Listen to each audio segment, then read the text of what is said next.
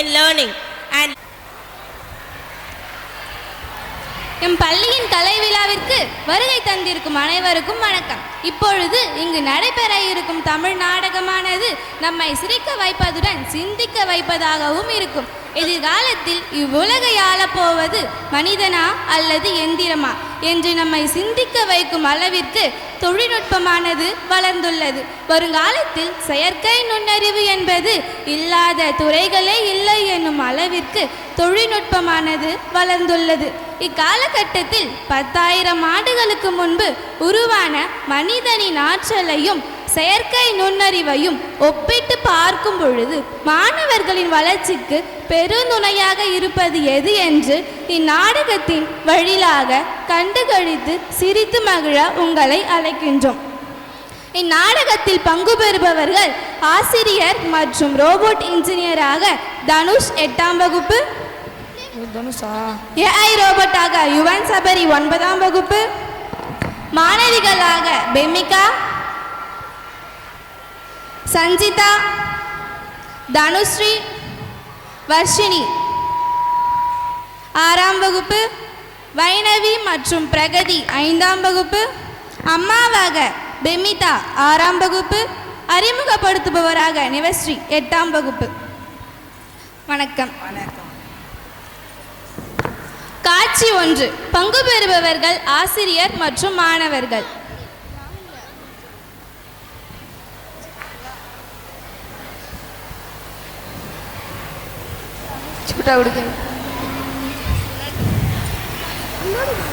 வணக்கம் சார். வணக்கம். நான் போன வகுப்புல என்ன பாடம் நடத்தின ஞாபகம் இருக்கா? தினமும் லெசன் நடத்தி போர் அடிக்குது சார். புதுசா இன்ட்ரெஸ்டினா சொல்லுங்க சார். நான் உங்களுக்கு ஏஐ பத்தி சொல்லி தரட்டுமா? ஏன்னா என்ன? ஏன்னா ஒருத்தவளை கூப்பிடுறது தானே சார். ஏஐல தனுஸ்ரீ ஏஐ ஆர்டிஃபிஷியல் இன்டெலிஜென்ஸ் தான் ஏஐன்னு சொல்றாங்க. செயற்கை நுண்ணறிவால மனிதர்களுக்கோ இயந்திரங்களுக்கோ இடையே உள்ள படைப்பாற்ற திறன் சொல்றாங்க. இந்த படைப்பாற்ற திறன் இயந்திரங்கள் மூலமா செயல்படுவதால செயற்கை நுண்ணறிவுன்னு சொல்றாங்க. வைணவி, உனக்கு புரியுதா? ஒன்றும் புரியலடி. உனக்கு? சுத்தம் ஒண்ணுமே புரியல சார். கொஞ்சம் புரியுற மாதிரி சொல்லுங்க. எதிர்காலத்துல நீங்க புக்கு பேக்குன்னு எதையோ எடுத்துட்டு வர மாட்டீங்க. உங்களுக்கு பிடிச்ச ஃபோனு, லேப்டாப், ஐபேடு தான் எடுத்துட்டு வருவீங்க. அப்போ ஹோம்ஒர்க்கோ இல்லை, கிளாஸ் ஒர்க்கோ இல்லை, எந்த தொல்லையோ இல்லை, ஜாலியாக இருக்கலாம். அப்போ எக்ஸாமும் கிடையாது, டீச்சரும் கிடையாது, நம்ம தான் போட்டுக்கோம். ரொம்பலாம் சந்தோஷப்படாதீங்க. எதிர்காலத்துல கை கண்ணு வலிக்க டெக்ஸ்ட் பண்ணிக்கிட்டே இருக்கணும். எல்லாம் ஆன்லைன்ல தான் இருக்கும். தனுஷ்டி அப்ப நம்மளும் எதிர்காலத்துக்கு போனா எப்படி இருக்கும்? 24 மணி நேரமும் ஃபோனே பார்த்துக்கிட்டு ஜாலியாக இருக்கலாம்ல. எதிர்காலத்தை பற்றி நினைக்கும் போதே ரொம்ப ஜாலியாக இருக்கும். உங்களுக்கு எப்படி இருக்கு? அப்போ நம்மளும் எதிர்காலத்துக்கு போனால் எப்படி இருக்கும்? ரொம்ப ஜாலியாக இருக்கும்ல. அதுக்குள்ள கனவு உலகத்தில் போயிட்டீங்களா? சரி, நான் உங்களுக்கு ஒரு சந்தோஷமான செய்தி சொல்லட்டுமா? என்ன சார், ஸ்கூல் விட போறீங்களா சார்? பிடி பீரியட் தர போறீங்களா சார்? அதுக்குள்ள அவசர கொடுக்கையா இருக்கிறீங்களே, உங்களெல்லாம் வச்சுக்கிட்டு. சரி, நான் சொல்ல வந்ததை சொல்றேன். ஒரு ஆசிரியரா உங்களோட எதிர்காலத்துக்கு கூட்டு போறேன். வாங்க போகலாம்.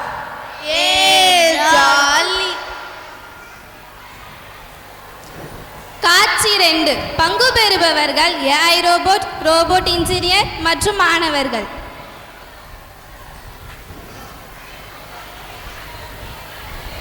என்ன இது, இன்னும் யாருமே கிளாஸுக்கு வரல. சரி, ஒரு வீடியோ போடுவோம்.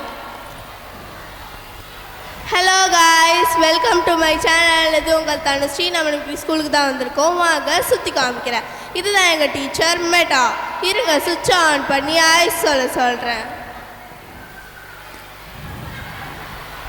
இது ஆன் ஆகலை காய்ஸ். இன்னொரு வீடியோவில் மீட் பண்ணுறேன். அது வரைக்கும் நம்ம சேனல் லைக் பண்ணுங்கள், ஷேர் பண்ணுங்கள், சப்ஸ்கிரைப் பண்ணிட்டு பெல் ஐக்கானை கிளிக் பண்ணுங்கள்.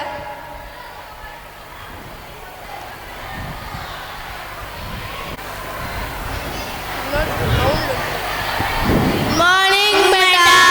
Good morning meta. என்ன மெட்டா, எந்த ரெஸ்பான்ஸோ பண்ணல? என்ன இது, மெட்டா தலை தொங்கிடுச்சு. சரி, சாருக்கு ஃபோன் பண்ணுவோம். Hello sir. சொல்லுங்க. மெட்டா எந்த ரெஸ்பான்ஸும் பண்ண மாட்டேங்குது சார். என்னது, ரெஸ்பான்ஸ் பண்ண மாட்டேந்தா? சரி, நான் ரோபோட் இன்ஜினியர் அனுப்புறேன். அதுக்கு தான் சொன்னேன், ரோபோட் வாங்காதீங்கன்னு கேட்டிங்களா? Okay sir. ம் சார் மெட்டா கிட்ட இருந்து சவுண்ட் வருது சார். சரி, நான் என்னன்னு பார்க்குறேன்.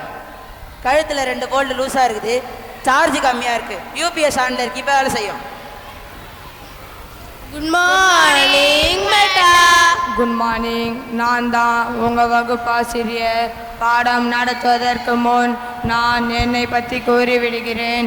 என் ஐபி அட்ரஸ் 1546.2.2. நீங்கள் கேட்கும் கேள்விகளுக்கு என்னால் பதிலளிக்க முடியும். என்ன இது புதுசா ஐபி அட்ரஸ்லாம் இருக்கு? எனக்கு தெரிஞ்சு இதெல்லாம் கம்ப்யூட்டர் தானே இருக்கும். புரியலாம் திருப்பி கேட்டா சொல்லுமா? அது ரிஸ்கடி. வீட்டில் அம்மா அடிச்சா பரவாயில்ல தாங்கிக்கலாம்னா மெட்டா அடிச்சா தாங்குமா? இன்றைய இலக்கணம் பகுபத உறுப்பிலக்கணம் 6 வகைப்படும். என்னது 6 வகையா? அதுவா 6 வகை தான். 6 வகை என்ன சொல்லு? பகுதி, விகுதி, சாந்தி, சாரியை, இடைநிலை, விகாரம். என்னது இது பக்கத்து வீட்டு சாந்தாண்டில இலக்கணத்தில் வராங்க. தமிழ் மெல்ல மெல்ல தான் சாகும் என கேள்விப்பட்டேன். ஆனால் இன்னைக்கு மொத்தமாக செத்து. நேற்று நடத்திய பாடத்தில் இருந்து இன்று தேர்வு வைக்கப் போகிறேன். அவ்வைக்கு நெல்லிக்கனி அளித்தவர் யார்? Answer answer Athiyaman Athiyaman. Students don't talk. I am வாட்சிங். பார்த்து எழுதாதீங்க. 10 mark, 8 mark, 9 mark, 6 mark, 8 mark, 7 mark. ஏன் அழுகிற? காலையில் அம்மா கிட்ட சிக்கன் பீஸ் கேட்டேன்னா அதான் அம்மா உடம்பு ஃபுல்லாக சிக்கன் பீஸாக கொடுத்துட்டாங்க. என்ன சாப்பாடு கேட்டா கூட அடிப்பாங்களா? எங்க அம்மா கூட அடிச்சாங்க மெட்டா. பீஸா, பர்கர், கேஎஃப்சி சிக்கன் இவையெல்லாம் சாப்பிட்டால் தானே உடம்புக்கு நல்ல சத்து. என்னது? எங்க அம்மா காய்கறி, முட்டை, பழங்கள், கீரைகள் இதுல தானே சத்து இருக்குன்னு சொல்லியிருக்காங்க. அதுக்கு என்ன ப்ரோக்ராம் பண்ணியிருக்காங்களோ அதை தானே இது சொல்லும். இன்றைய திருக்குறள் அகர முதல எழுத்தெல்லாம் ஆதி பகவன் முதற்றே முதல அகர முதல. இதுவே நம்ம சாரா இருந்தாருன்னா ஃபர்ஸ்ட் எய்ட் பண்ணிருக்காரு.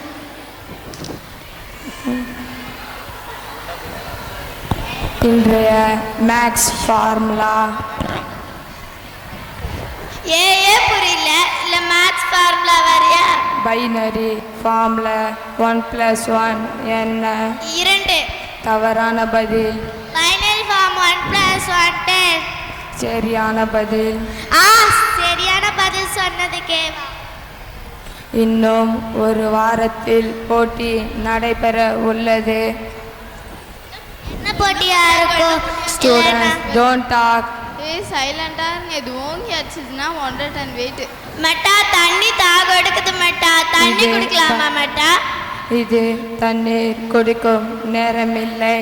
தண்ணீர் குடிக்கும் நேரம் வரும்போது தண்ணீர் குடிக்கலாம். மெட்டா வாஷ்ரூம் போகலாமா மெட்டா? இது வாஷ்ரூம் போகும் நேரமில்லை. தாகத்தை கூட அடக்கலாம். இது என்னப்பா நமக்கு வந்த சோதனை? தாகம் வந்தா தண்ணி குடின்னு அம்மா சொன்னா, நேரம் வந்தா தண்ணி குடின்னு இந்த மெட்டா சொல்லுது. இன்றைய வகுப்பு முடிவடைந்தது. நாளை பார்க்கலாம். Thank you students. Thank you meta. என்னப்பா ஒண்ணுமே புரியல. காட்சி 3. பங்கு பெறுபவர்கள் அம்மா மற்றும் குழந்தைகள்.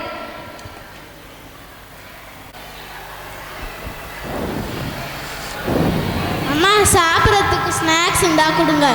இந்தாங்க, இதை சாப்பிட்டுட்டு வெளியே போய் விளையாடுங்க. போமா, நாங்கள் ஃபோன் பார்க்க போகிறோம். எப்போ பாரு ஃபோனு ஃபோனு ஃபோனு. படிக்கவே மாட்டிங்களா? அப்போவே பாரதியார் சொன்னார், ஓடி விளையாடு பாப்பா, ஓய்ந்திருக்கல் ஆகாது பாப்பான்னு. ஆனால் இப்போல்லாம் பசங்க எல்லாரும் கையில் ஃபோனு, டேபு, லேப்டாப் வச்சுக்கிட்டு உடம்பு சோம்பராக்கிட்டு மூலியம் மழுங்கடிக்கிறாங்க. வெனிகா, சஞ்சிதா இங்கே வா, இங்கே வான்னு சொல்கிறேன்ல. என்னம்மா வேணும்? சும்மா கூப்பிட்டுட்டே இருக்கீங்க. இன்னைக்கு ஸ்கூல்ல என்ன சொல்லி கொடுத்தாங்க? தமிழ், மேக்ஸு, சயின்ஸ் இதெல்லாம் தான்மா சொல்லி கொடுத்தாங்க. போதுமா? சரி, நான் உங்களை கொஸ்டின் கேட்குறேன், ஆன்சர் சொல்லுங்க. உயிர் விவசாயம் கண்டுபிடிச்சது யாரு? எங்கடி போற சொல்லிட்டு போடி. இருங்கம்மா வருவா. என்னது இது? இன்னைக்கு ஸ்கூல்ல படிச்சது எல்லாமே இதுல தாம்மா எழுதி வச்சிருக்கேன். அப்போ மூளையில் எதுவுமே எத்தலையா? தெரியலையே. நாங்கெல்லாம் இருமா நீ உன்னோட அட்வைஸ் பண்ணி எங்களையும் கொல்றிய. அப்பாலாம் ரொம்ப பாவமா தினமும் ஃபோன் போட்டு கதறார். இப்போ என்ன, நாங்கள் வெளியே போய் தானே விளாட்றோம். வாடி போகலாம். ஓ, இதெல்லாம் வேற நடக்குதா? நாங்கள் அந்த காலத்துலலாம் நாங்கள் வெளியே விளையாட போகும்போது அம்மா உள்ளவான்னு சொல்லுவாங்க. ஆனால் இப்போ உள்ள பசங்களெல்லாம் விளையாட வெளியே போன்னு சொல்ல வேண்டியதாக இருக்குது. அந்த அளவுக்கு ஃபோன்லேயே மூழ்கி போயிடுறாங்க. அந்த மாதிரி இப்போ உள்ள பசங்களாம் சுயமாக சிந்திக்கிற திறனே இல்லாமல் போயிடுச்சு. இப்படியே போனால் மனுஷங்கள ரோபோட்டாகி தெரிய வேண்டியதான். கடவுளே நீங்கள் தான் காப்பாற்றணும். காட்சி 4. பங்கு பெறுபவர்கள் ஆசிரியர் மற்றும் மாணவர்கள். வணக்கம் மாணவர்களே. எதிர்கால உலகத்திற்கு போயிட்டு வந்தீங்களே, எப்படி இருந்தது? சார், எங்களுக்கு பிடிக்கவே இல்லை சார். சார், ரொம்ப போரிங்காக இருந்துச்சு. புக்கு பேகு எதுவுமே இல்லாம ஒரு லேப்டாப்பே வச்சுக்கிட்டு அந்த ரோபோட்டியை பார்க்க ஒரு உணர்ச்சியோ இல்லாம இருந்துச்சு சார். எஸ் சார், அம்மாக்கிட்டேயும் அப்பாக்கிட்டேயும் 1/2 மணி நேரம் போனால் ஃபோனை கெஞ்சி கேட்டு பார்ப்பேன். அது அவ்வளவு சந்தோஷமாக இருந்துச்சு. இது 24 மணி நேரமும் அதுலேயே அடிக்ட் ஆன மாதிரி இருந்துச்சு. உண்மைதான். ஏற்கனவே மிக்சி, கிரைண்டர், வாஷிங் மிஷின் வந்து மனிதனோட உழைப்பு குறைய உடல் எடை ஏறுது. அப்போ உங்க யாருக்குமே எதிர்கால உலகம் பிடிக்கலையா? எனக்கு பிடிச்சிருந்துச்சு சார். அந்த ரோபோட்டை பார்க்க ஜாலியா இருந்துச்சு. எஸ் சார், எதிர்கால வாழ்க்கையில 1 மணி நேரத்துல செய்ய வேண்டிய வேலையெல்லாம் 1/2 மணி நேரத்திலே முடிஞ்சிருச்சு சார். அதனால எனக்கு டைம் ரொம்ப சேவ் ஆச்சு சார். உங்களை சொல்லி தப்பு இல்லை. எல்லாம் இருந்த இடத்துல ஈஸியா கிடைக்கணும்னு நினைக்கிறீங்க. வர்ஷினி, கடைக்கு போய் பூ வாங்கணும் என்ன சொல்லி கேட்பீங்க? அக்கா ஒரு முறை பூ தாங்கக்கா சொல்லி கேட்பேன். பெனிகா, கடைக்கு போய் பால் வாங்கினா என்ன சொல்லி கேட்பீங்க? அண்ணா லிட்டர் பால் தாங்கன்னு சொல்லி கேட்பேன் சார். உங்களுக்கே தெரியுதா, நம்ம ஒரு இடத்துல உறவு முறை சொல்லி கூப்பிடுறோம். ஆனா எதிர்காலத்துல இது இருக்குமான்னு தெரியல. ஏன் சக மனிதனை நேசிக்கக்கூடிய மனித தன்மை இருக்குமானே தெரியல. இப்படியே போனா மனிதன் சோம்பேறி ஆகிடும். அதனால மனிதன் கடலளவு நோய்க்கு அடிமையாக வேண்டியதா இருக்கும். மனிதனுடைய மூளைக்கு சிந்திக்கும் வாய்ப்புன்றவனு இருக்காது. அப்பனா எதிர்கால வாழ்க்கை முறையா தப்புன்னு சொல்றீங்களா சார்? அப்படி சொல்ல வரல சஞ்சிதா. இப்ப உடலுக்கு வேலை இல்லைன்னா என்ன ஆகும்? உடல் நோயாளி ஆகிடும். அப்ப மூளைக்கு வேலை இல்லைன்னா வருங்காலத்துல நம்ம மூளைல நல்ல வேலைக்கு போகும். என் மூளையெல்லாம் வித்தா 1 பைசா தேராது.